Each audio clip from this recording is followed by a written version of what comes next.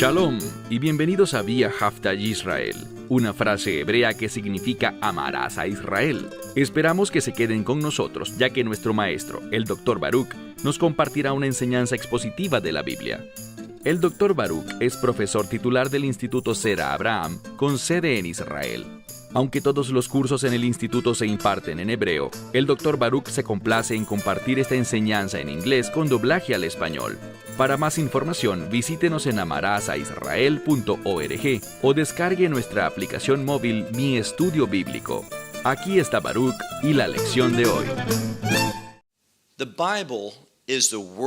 La Biblia es la palabra de Dios. Lo diré de otro modo. La Escritura es la revelación celestial. Es lo que Dios quiere que su pueblo reciba. Les haré una pregunta. Si tuvieran la oportunidad de estar presentes en un evento bíblico, por supuesto que ocurrió en el pasado, pero si tuvieran la oportunidad de estar allí y ser testigos de primera mano, o si en cambio tuvieran la oportunidad simplemente de leerlo en la Escritura, ¿cuál sería una mayor fuente de revelación? La mayoría de la gente diría, por supuesto que habría mayor revelación en estar allí y ser testigo de primera mano.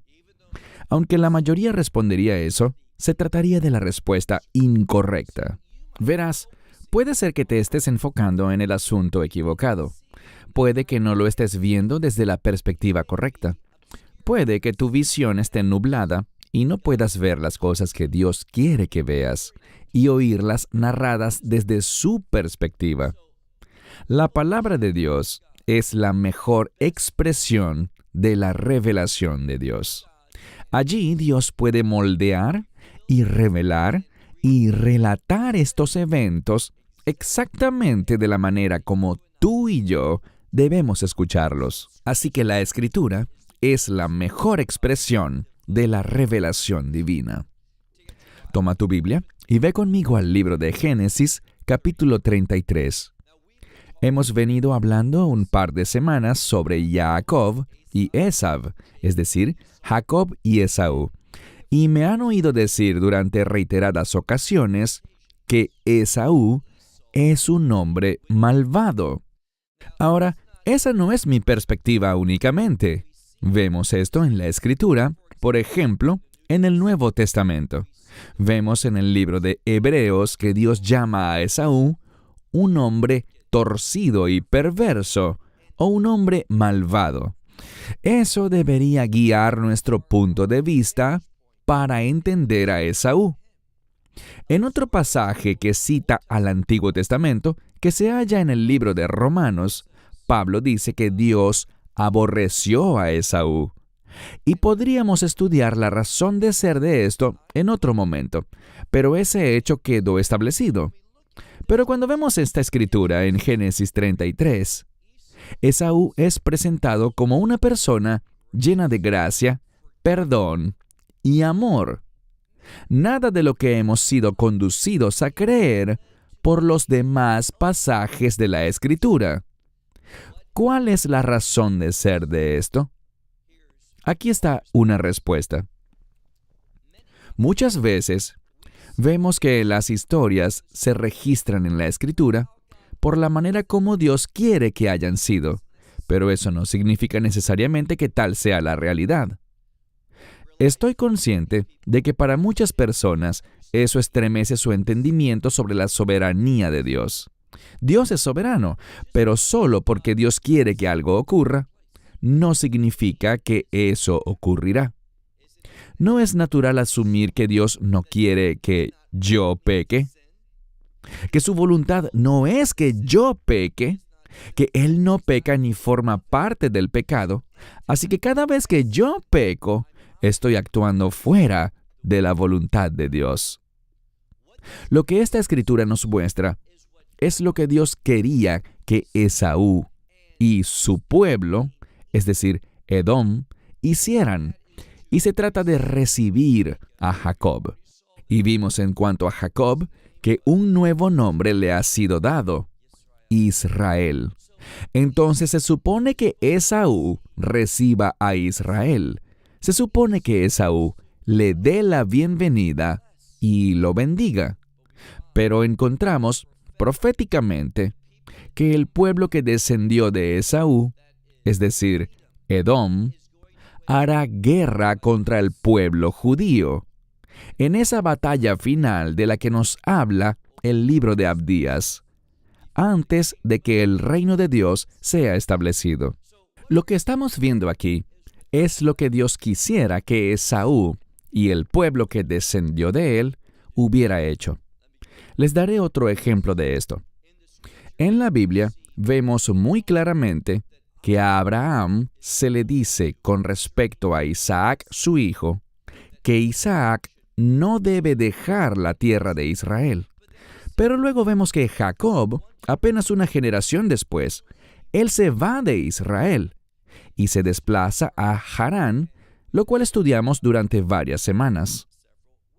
Una pregunta que debemos responder es, ¿por qué se le tenía tan prohibido a Isaac que saliera? Él no lo hizo, pero sí le fue permitido luego a Jacob. ¿Qué nos quiere comunicar la Escritura? Aquí está la razón, y esta respuesta no es mía. Muchísimas personas coinciden con esto, al menos dentro del judaísmo. La razón es esta. La voluntad de Dios es que el pueblo de Israel no vaya al exilio. Pero debido a la desobediencia, Israel salió al exilio babilónico, al exilio romano. Esto no es lo que Dios quería. No es lo que tenía que pasar para que el pueblo obedeciera a Dios.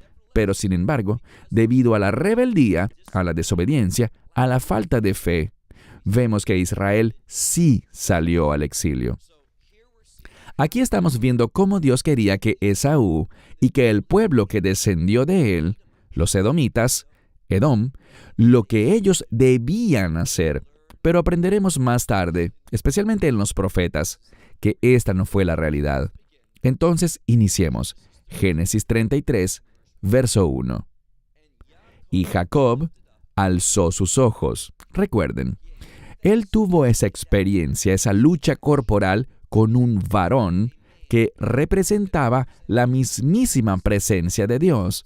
Algunos dicen que era Yeshua quien estaba allí. Pero dejando eso a un lado, él tuvo esa lucha corporal.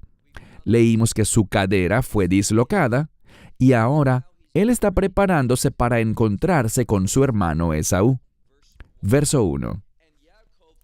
Y Jacob levantó sus ojos y miró, o vio, y he aquí, Esaú venía, y con él, y esto es enfático, y con él 400 hombres.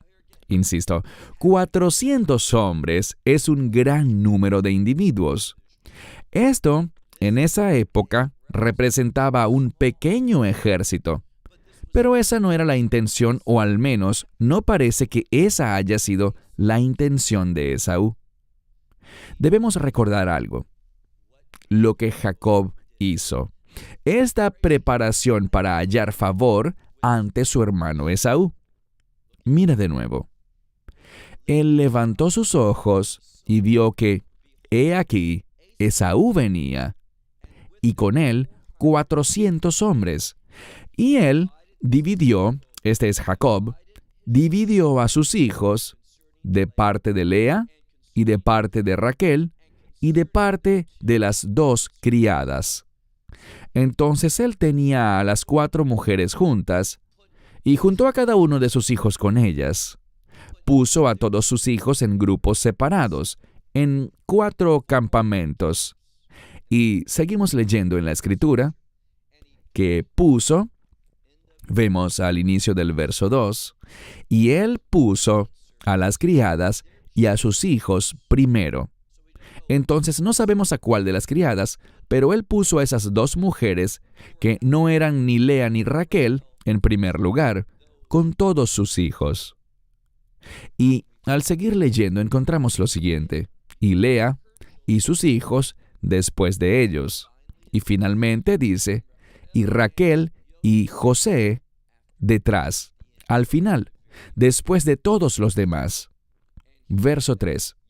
Y él, es decir, Jacob, pasó delante de ellos y se postró en tierra 7 veces. Recuerden, los números son importantes.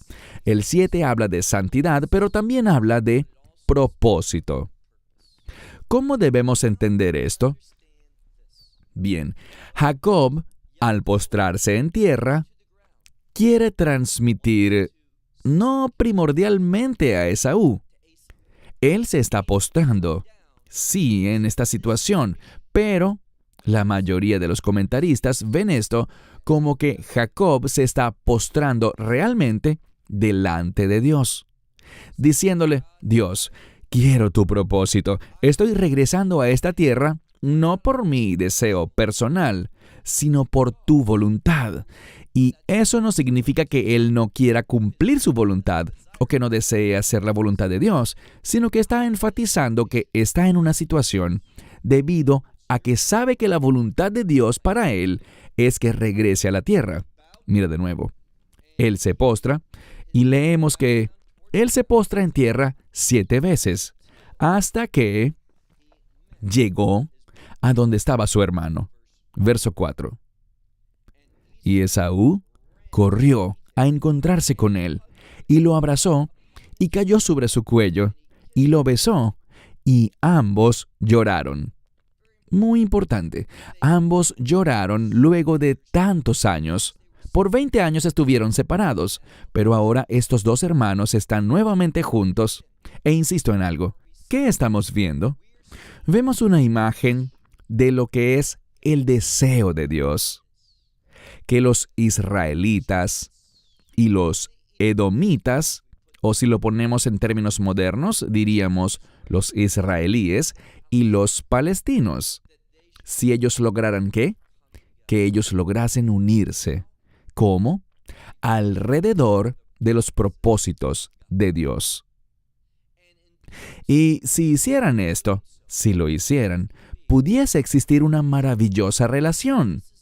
Ese es el deseo de Dios, pero insisto, eso no sucederá.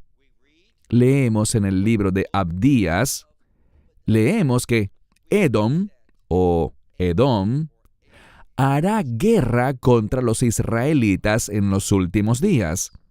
Y es esta guerra la que llevará a cabo a plenitud el reino de Dios. Lee nada más el libro de Abdías. Una vez más, vemos aquí que él lo besó y ambos lloraron. Verso 5. Y él levantó sus ojos y vio a las mujeres y a los niños. Está hablando de Esaú. Y él dijo: ¿quiénes son estos de ti? Y él respondió, Jacob respondió: los niños que Dios le ha dado en su gracia a tu siervo. Noten algo que vemos al final del verso 6, que Dios en su gracia le ha dado, y aquí está la clave, a tu siervo. Lo que esta declaración significa es que Jacob no está buscando usurpar la autoridad de Esaú.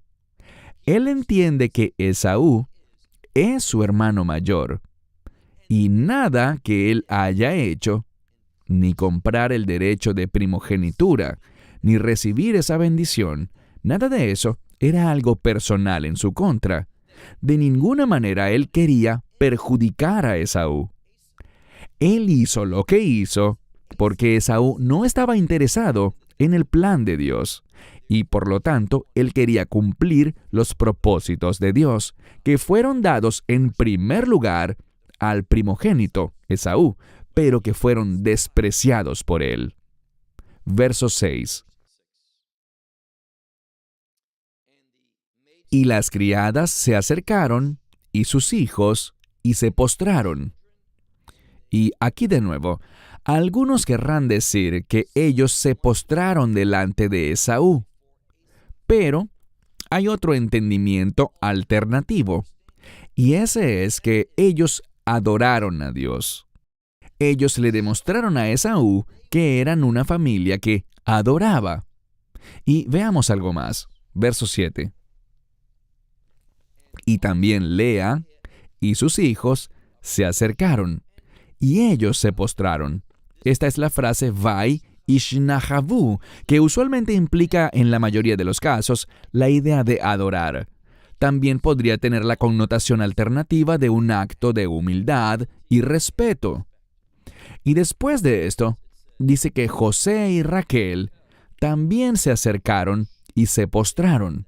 Entonces, bien sea que todos ellos están manifestando un profundo respeto ante Esaú, como hermano mayor que es, o como segunda opción, en este encuentro que representaba un gran riesgo. Recuerden que Esaú llegó con 400 hombres a este lugar. Entonces, ¿qué vemos? Vemos a un grupo de personas que adoran a Dios. Algunos dirán que es un ejemplo de Misrut Nefesh. ¿Qué significa eso? Una vida sacrificial que ellos vienen ignorando que será lo que Esaú se propone hacer, pero sin embargo adoraron a Dios. Verso 8. Y dijo: ¿qué te propones con todos estos campamentos? Entonces Esaú miró este gran campamento, es decir, todas estas personas y estas grandes riquezas, y le dijo: ¿qué te propones hacer con todos estos con los que me he encontrado? Haciendo referencia a estos grupos en los que la familia había sido dividida, enviando primero regalos por medio de sus sirvientes. Él recibió todas estas cosas y entendió que Jacob se había convertido en una familia numerosa. Ahora, verso 8, al final. Jacob hablando dice: con el fin de hallar gracia en tus ojos, o favor en tus ojos, mi Señor. Esta es la segunda vez que Jacob le demuestra un gran respeto a Esaú. Si observan algunos de los comentarios rabínicos, él no está haciendo esto por miedo. ¿Por qué estamos seguros de esto? ¿O cuál sería su perspectiva al hacer esta declaración? ¿Qué pasó antes de este encuentro? En el capítulo anterior, vimos que Jacob tuvo esa lucha durante la noche, y Dios le dijo: ahora tu nombre será Israel, porque has contendido con Dios y con los hombres, y has vencido. Esa declaración le estaba diciendo esto: tú has intercedido conmigo, y recibirás lo que pides, y tú saldrás triunfante sobre los hombres. Así que Jacob él sabía que nada malo pasaría luego de esa noche de oración y de esa experiencia con Dios, ese tiempo de adoración a Dios. Él llega a este encuentro sin miedo, pero con humildad, reconociendo que Esaú es su hermano mayor y que él no necesita imponerse sobre él.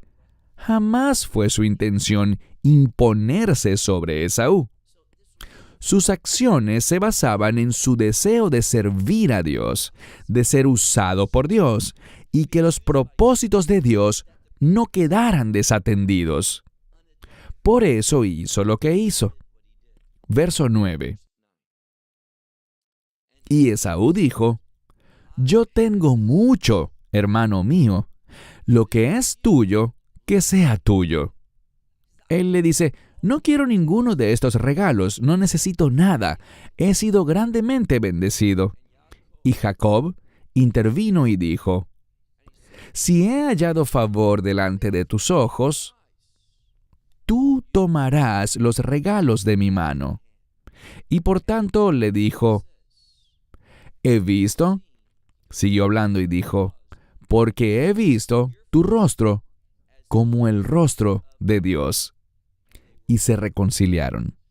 Entonces dice: yo quiero que por favor aceptes estos presentes, porque he visto tu rostro como si fuera el rostro de Dios. Y le dijo, sigamos leyendo.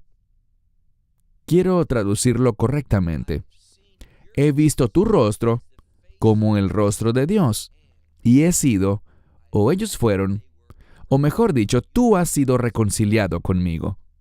Entonces le dice: yo te estoy dando esto por alegría, no por miedo. Yo he visto el rostro de Dios en tu rostro, y en esta experiencia, reconciliémonos. Él tiene confianza. Entonces, una vez que Esaú supo que esto no era un soborno, esta era una genuina expresión de gozo, él sabía que esto sería un tiempo de reconciliación. Entonces le dice, por favor, toma mi bendición.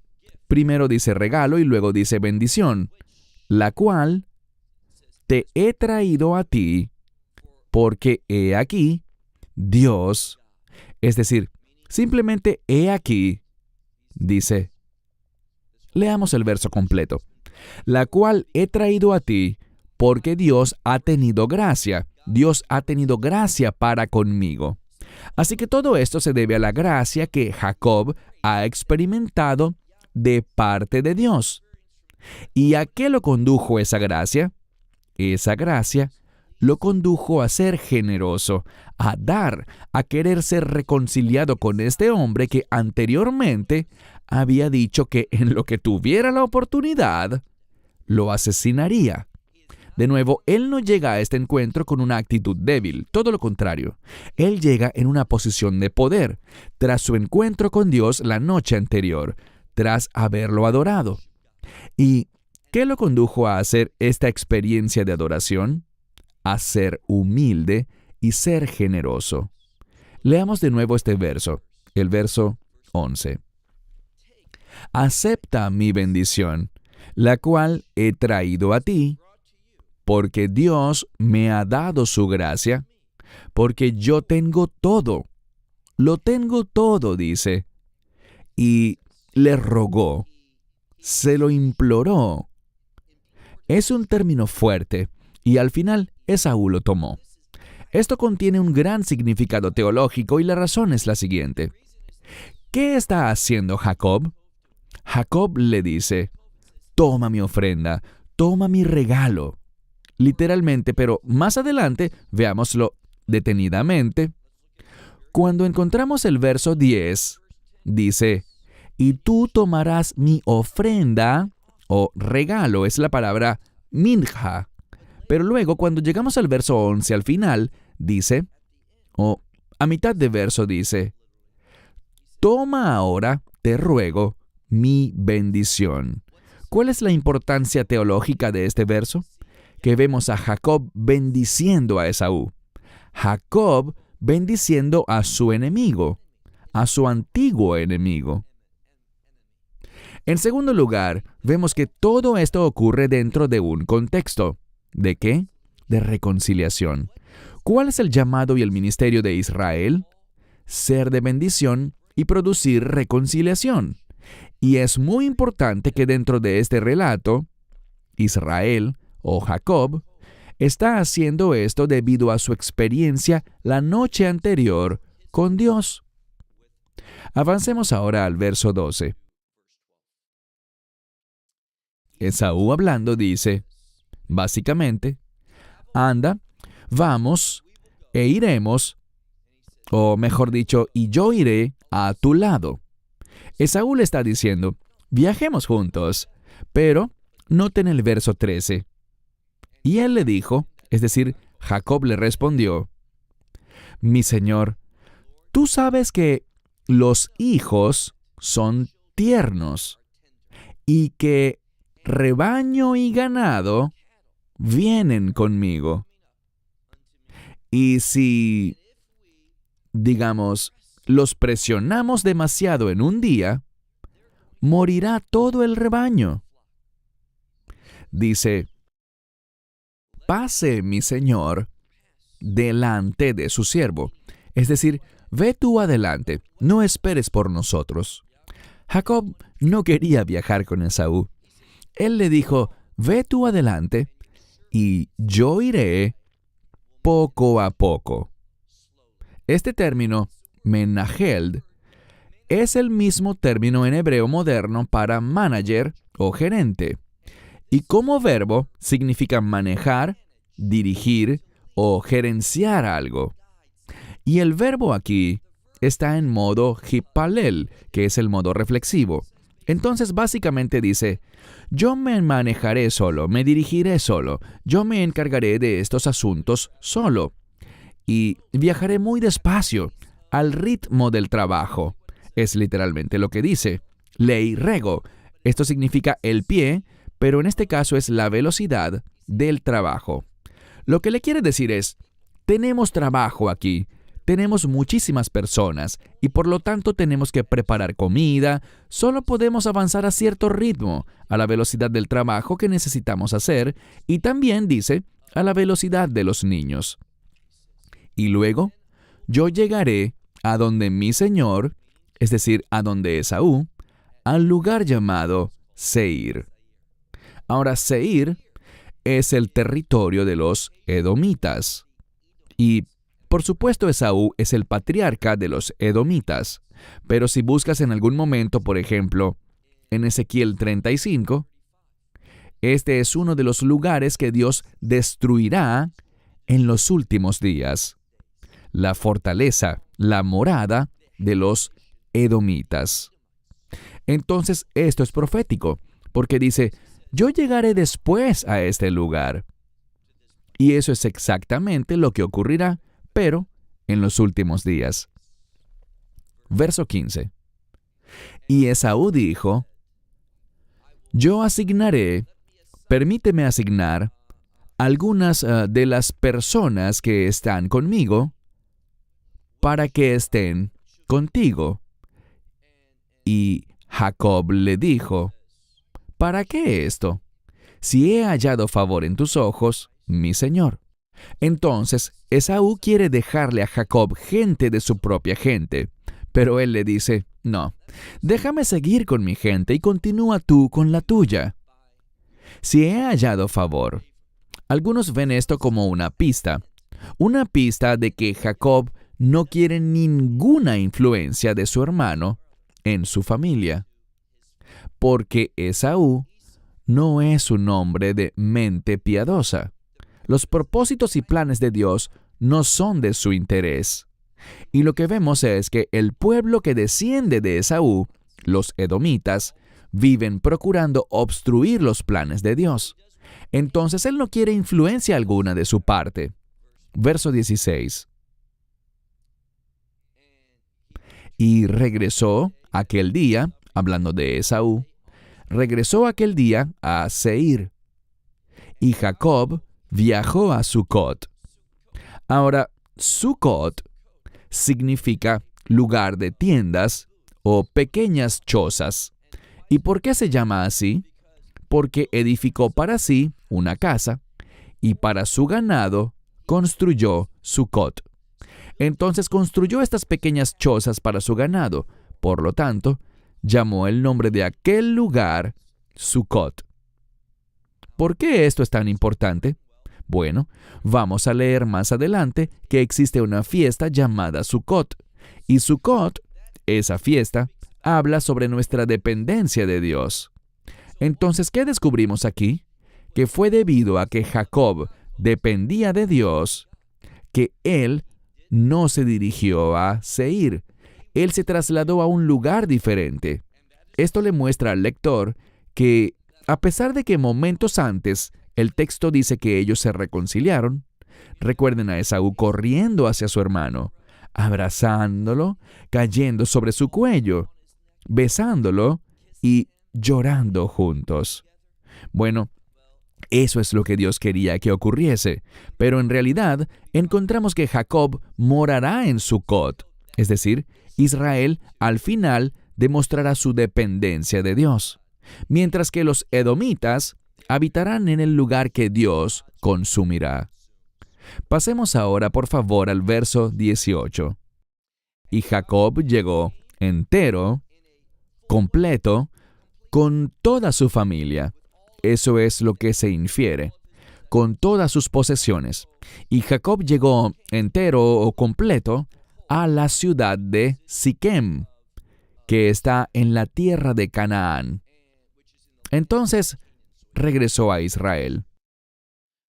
Y dice que procedente de Padán Aram, de allí es de donde salió, y llegó hasta la tierra de Canaán, y montó su tienda, es decir, acampó delante de la ciudad, en las afueras de la ciudad, y compró la porción del campo, donde, aquí lo dice de nuevo, donde instaló su tienda, el cual compró de las manos de Hamor, el padre de Siquem, por 100 Keshit. Kesitá. Esta era la moneda en curso para aquel tiempo entre los cananeos, entre los hijos de Het. Esto es importante porque lo que vemos es que Jacob está comprando esa tierra. Hoy en día, algunos te dirán que no le pertenece al pueblo judío, sino que le pertenece a los palestinos. Cuando hablamos de Shem o Shekem, o lo que ellos llaman por el término árabe Nablus o Naplusa. Pero lo que encontramos aquí es que Jacob compró ese terreno, esta área, como su lugar de heredad, el lugar de su fortaleza dentro de la tierra inicialmente. Pasemos por favor ahora al verso 20. Y allí hizo que se levantase. Esto es una palabra importante, porque esta palabra está relacionada con victoria, está relacionada con el Mesías. No entraremos en detalle ahora, pero quizás lo hagamos en la próxima lección. Pero es un término importante. Esta palabra está relacionada, y lo veremos en varios pasajes de la Biblia, está relacionada con la victoria. Porque cuando dice, por ejemplo, estén quietos y vean la salvación del Señor, eso se deriva de esta raíz. Y luego cuando Jacob estaba en Betel, y recuerdan que él tuvo el sueño de la escalera, y colocó una roca como monumento. Este término para monumento, procede de la misma palabra que estamos viendo aquí en el verso 20. Esta palabra es vital. Entonces, él erigió allí un altar y lo llamó Dios, el Dios de Israel. Eso es importante porque lo que está haciendo es afirmar en el texto que Dios es el Dios de Israel. Este es un término importante y es vital que veamos que Jacob es Israel y que hay un Dios de Israel. ¿Y de qué nos habla esto? Israel habla de victoria. Israel habla de una victoria mesiánica y eso está conectado con Jacob y con una transformación. ¿Y qué podemos anticipar? Podemos anticipar que en los últimos días Israel será transformada para los propósitos del reino, de un reino mesiánico, un reino de victoria. Esta escritura es altamente profética y nos brinda pistas de lo que sucederá. Cerramos con esto hasta la próxima semana. Shalom desde Israel. Shalom from Israel. Esperamos que te hayas edificado con el mensaje de hoy y lo compartas con otros. Te invitamos a seguir nuestros estudios cada semana por este canal y por el portal de YouTube de Amarás a Israel. También puedes descargar nuestra aplicación móvil gratuita, Mi Estudio Bíblico. Finalmente, para obtener más información sobre nosotros, visita nuestra web amarasaisrael.org, donde encontrarás otras conferencias de Baruch en audio, video y texto. Hasta el próximo programa. Que el Señor te bendiga en Yeshua HaMashiach, Jesús el Mesías, mientras caminas con Él. Shalom desde Israel.